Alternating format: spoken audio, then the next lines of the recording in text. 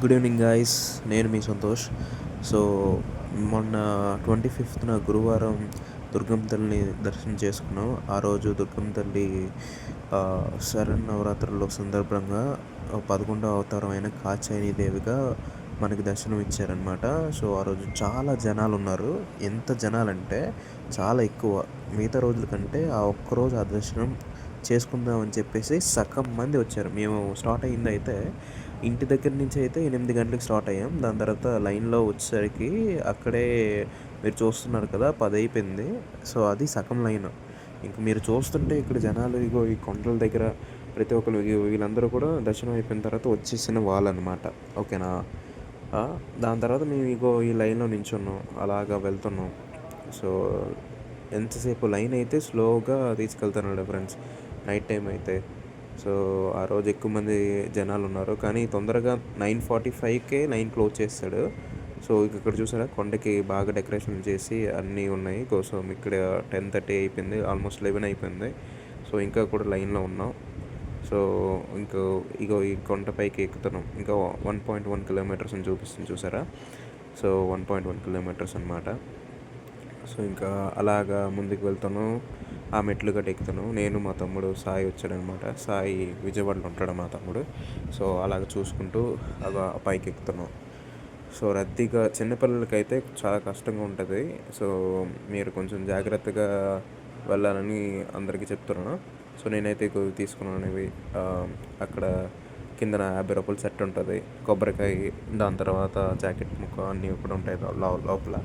So దాని తర్వాత వెళ్తుంటాయి friends. అలాగ చూసారా ఇంకో లైన్లో ప్రతి ఒక్కరు ఆ తల్లి దర్శనం కోసమే వెయిట్ చేస్తున్నారు. సో అలాగే వెళ్తుంటారు అన్నమాట. ఇంకా అలా ఈ చుట్టుపక్కల చూసారా అరేంజ్మెంట్స్ అయితే చాలా బాగా చేశారు ఫ్రెండ్స్, లైన్స్ గట. ఇక్కడ ఈ ముందుకు వస్తే కింద మెట్ల దగ్గర ఒక చిన్న గుడి ఉంటుంది ఫస్ట్, దేవిది. సో ఆ దేవిది ఇక్కడ పూజలు చేస్తుంటారు చూసారా. ఇక్కడ వినాయకుడి గుడి ఉన్ను అమ్మవారు గుడి కూడా ఇక్కడ 2 ఉంటాయి అన్నమాట. సో ఆ తల్లిని అలా దర్శనం చేసుకుంటూ సో ఇక్కడ ఈ పైకి మళ్ళీ ఎక్కామన్నమాట మెట్లు. సో లైన్ అయితే నెమ్మదిగా కదులుతుంది అలాగా. సో నైట్ టైం కదా, కొంచెం ఎక్కువగా స్పీడ్గా తీసుకెళ్ళట్లేదు. నన్ను అడిగితే ఎప్పుడైనా అంతే. ఆ రోజు కాత్యాయని దేవిగా అలంకరణ కాబట్టి చాలా జనాలు రద్దీగా ఉన్నారు. సో అందుకని చెప్పేసి స్లోగా వెళ్తున్నారు ప్రతి ఒక్కరు. మొత్తం 4 లైన్లు ఉన్నాయి ఫ్రెండ్స్. సో మీరు చూస్తుంటే ఇటు సైడ్ ఈ కొండపైకి వచ్చాం చూసారా. ఇది మాకు ముందు నడుస్తుంది మా తమ్ముడు. ఆ కొండపైన చూస్తే మొత్తం ఇటు సైడ్ చూడండి, ఈ సైడ్కి గట ఆ సైడ్కి వెళ్తే లైన్, ఇది మేము నడుస్తున్న లైన్.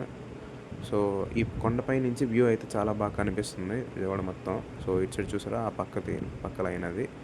సో అది ఇంకా ముందుకు వెళ్తుంటే అలాగా మనకి అంటే కొండపైకే నడుస్తున్నాం అలాగా. సో మీకు తెలుస్తుంది కదా. సో ఈ పైనుంచి అలాగా ఇంకా వచ్చేస్తాను, దగ్గరలో ఉంది గుడి. సో మీకు ముందుగా చూపిస్తాను. సో ఇక్కడ చూసారా ఈ బస్సు. సో దర్శనం అయిపోయిన తర్వాత ఎవరైతే కొండపై నుంచి కిందకి వెళ్తారో ఆ బస్సులో వెళ్ళొచ్చు. సో దాని తర్వాత అది సేవ కోసం వెళ్ళిన భక్తులకి, అలాగే నార్మల్ భక్తులు కూడా ఎక్కచ్చు. సో తల్లిని అలా స్మరించుకుంటూ జయ దుర్గమ్మ అని మనసులో అనుకుంటూ ఇక ఈ వ్యూ అయితే నాకు చాలా బాగా నచ్చింది. సో ఎప్పుడు వచ్చినా కూడా ఆ పైన చల్ల గాలి వేస్తుంది ఫ్రెండ్స్. ఆ తల్లి మహిమ రియల్గా చెప్తున్నా. మేము ఎప్పుడు వెళ్ళినా కూడా, మేమనే కాదు ఎవరు వెళ్ళినా కూడా నాకు తెలిసి మీరు ఎక్స్పీరియన్స్ చేసి ఉంటారు. దగ్గరికి వచ్చేసాం ఫ్రెండ్స్, 400 మీటర్లు ఉంది ఇంకా. మీరు చూడండి, దగ్గరికి వచ్చేసాం ఆ తల్లి దర్శనానికి. కొండపైన చల్లగాలితో ఆ తల్లి మనకి స్వాగతం పలికినట్టు అనిపిస్తుంది ఫ్రెండ్స్, రియల్గా చెప్తున్నా. ఎందుకంటే అంత హ్యాపీగా అనిపిస్తుంది చల్లగా. సో ఇక్కడ నేను మా తమ్ముడిని పక్కలేరా అని చెప్పేసి ముందుకెళ్ళి ఇంకా తీద్దామని చూస్తున్నాను వీడియోని, కానీ అసలు తీయడానికి కూడా ఛాన్స్ ఉండట్లేదు, అంత రద్దీగా ఉంది.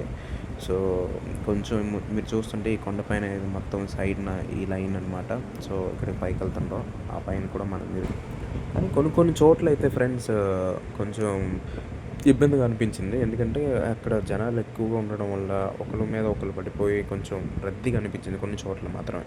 దాని తర్వాత అయితే మిగతా అంత లైన్లో కూడా బాగానే ఉంది చూసారా, ఈ 4 లైన్లు.